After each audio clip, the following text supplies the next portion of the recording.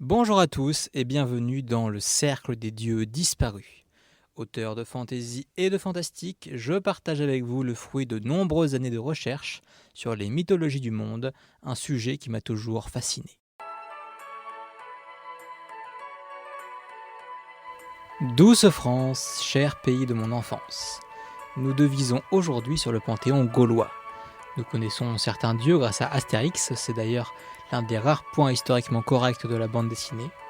Étant donné que les Gaulois étaient en réalité plus de 60 peuples disjoints, beaucoup de dieux sont en réalité vénérés seulement dans une région, voire dans une seule localité. Si les dieux irlandais ont été bien conservés par les moines médiévaux, la colonisation romaine aura fait du mal en Gaule, car les inscriptions y sont plus rares et il y a eu une importante assimilation pour faire rentrer les dieux gaulois dans un moule romain.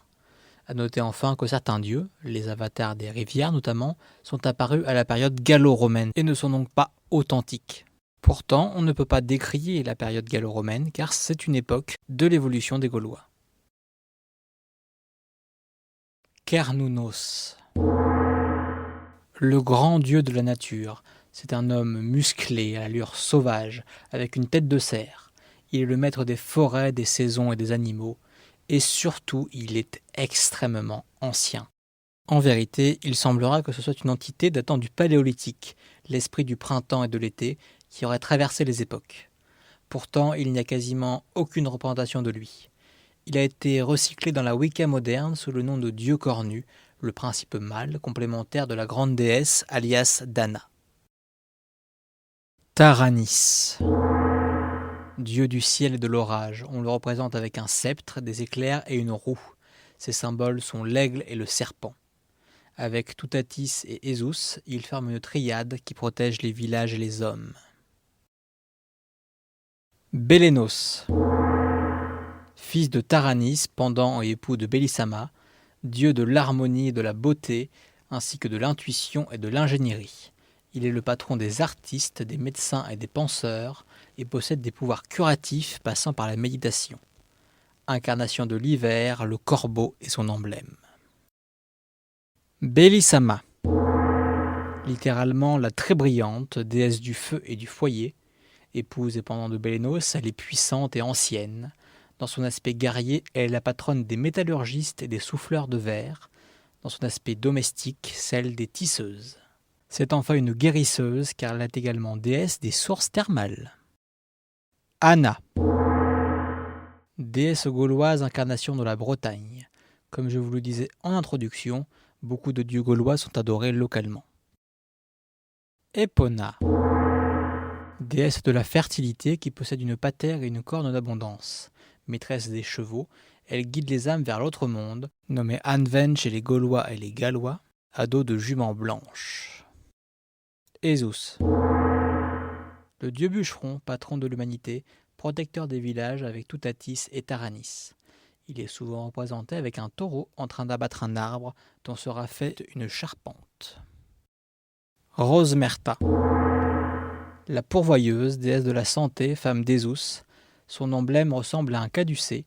Elle était vénérée en Bourgogne, dans les Alpes et en Rhénanie, où on la marie à Lugos.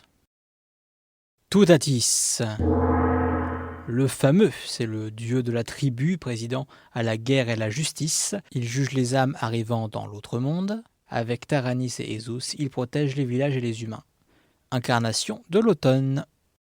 Souxélos, celui qui frappe fort, dieu de l'agriculture et des forgerons, gardien des forêts, époux et père de Nantosuelta.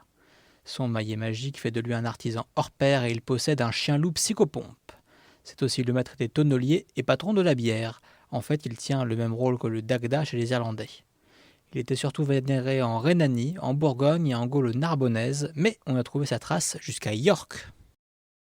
Nantosuelta, déesse naturelle, maîtresse de la terre, des arbres, des vallées et des cours d'eau, épouse et parade de Souxélos. Elle est représentée avec une maquette de maison dans une main et une ruche débordant de miel dans l'autre.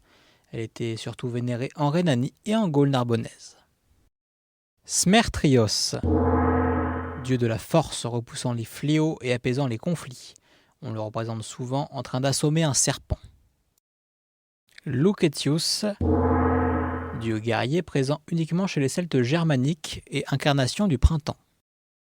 Nemetona, parèdre de Lucetius, protectrice de tout ce qui est sacré, le mot gaulois Nemeton, formé à partir de son nom, signifie sanctuaire. Elle est la déesse tutélaire du peuple des Némètes. Andarta, déesse guerrière et reine des ours, protectrice de la royauté, vénérée surtout dans la vallée du Rhône et en Suisse. Elle est très similaire à la déesse ours Artio, qui avait son culte dans les mêmes régions. Aravn, dieu gouvernant Lanven, existe aussi chez les Gallois sous ce même nom. Il possède un grand chien psychopompe qui lui ramène les âmes en fuite. Arduina, Vosegas et Abnoda. Deux sœurs et un frère, dieux de la chasse et de la faune sauvage, à l'allure de lait et de sanglier. Ils incarnent les montagnes et les forêts de trois massifs auxquels ils ont donné leur nom, les Ardennes pour Arduina, les Vosges pour Vosegas et la forêt noire pour Abnoda.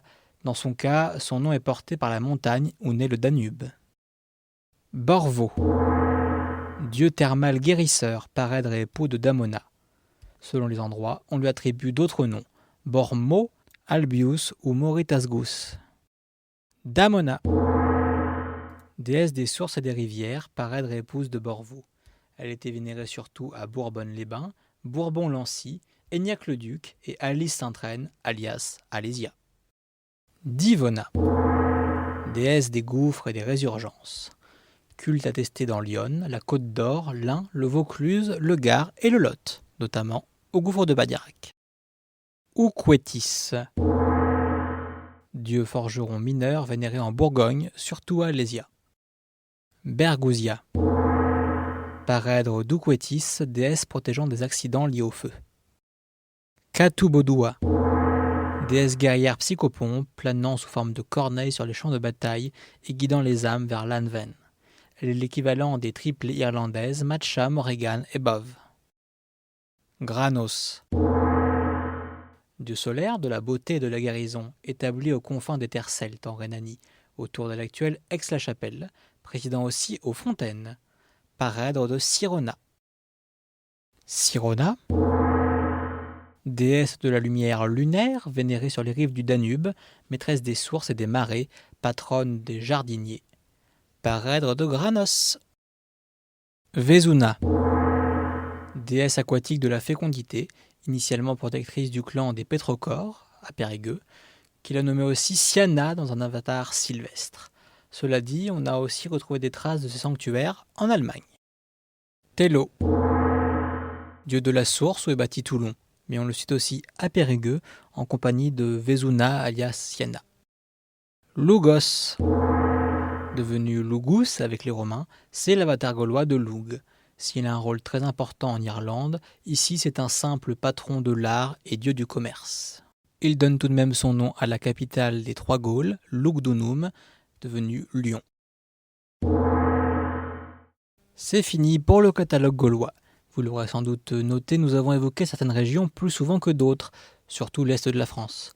Cela retrace la densité de population romaine et donc d'inscriptions disponibles. Exception faite de la côte méditerranéenne qui subissait depuis plusieurs siècles l'influence grecque avant que les Romains la récupèrent et n'avait donc plus d'identité gauloise. On termine très rapidement avec des dieux mineurs, par exemple Sequana, l'incarnation de la Seine, et Socona, celle de la Saône, qui sont donc des dieux tardifs. Pour les Celtes germaniques, une déesse de la maternité vénérée à Trèves en Allemagne se nommait Aveta, et en Zélande, c'est-à-dire aux Pays-Bas, une déesse des voyages en mer baptisée Nealenia. Si vous cherchez sur internet, vous en trouverez assurément d'autres, mais je les ai écartés car je n'ai pas jugé l'information fiable, pertinente ou tout simplement intéressante. On se retrouve la semaine prochaine pour l'épisode consacré aux Gallois et aux Corniques.